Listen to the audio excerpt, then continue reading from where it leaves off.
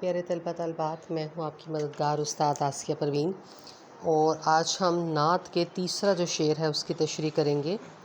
جب ان کا ذکر ہو دنیا سراپا گوش ہو جائے، جب ان کا نام آئے مرحبا صلی علی کہیے۔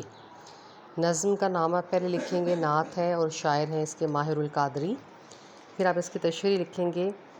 اس نظم نعت میں شاعر حضرت محمد صلی اللہ علیہ وآلہ وسلم سے بے پناہ محبت اور عقیدت کا اظہار کر رہا ہے، اور محبت اور ادب کے تقاضے بیان کر رہا ہے کہ جب حضرت محمد صلی اللہ علیہ وآلہ وسلم کا ذکر آئے تو پورے دھیان کے ساتھ، عقیدت اور محبت کے ساتھ سنا جائے، خاموشی کے ساتھ اور ادب کے ساتھ ان کے کلام کو سنا جائے، تاکہ ہم پر اللہ تعالیٰ کی رحمت نازل ہو اور ہمیں آخرت میں حضرت محمد صلی اللہ علیہ وآلہ وسلم کی شفاعت حاصل ہو، اور ہمیں حضور پاک صلی اللہ علیہ وآلہ وسلم پر درود و سلام پیش کرنا چاہیے۔ جب بھی ہمارے سامنے حضور صلی اللہ علیہ وسلم کا نام لیا جائے تو ہمیں صلی اللہ علیہ وآلہ وسلم کہنا چاہیے۔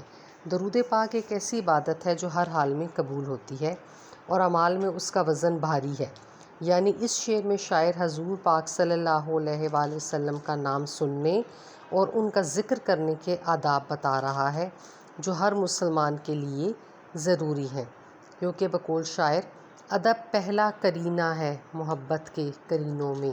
اگر آپ کو مجھے یہ تشریح پسند آئی ہے یا آپ کو کسی قسم کی مدد ملی ہے اس سے، تو آپ میرے چینل کو سبسکرائب بھی کریں اور اس کو لائک بھی کریں۔ شکریہ۔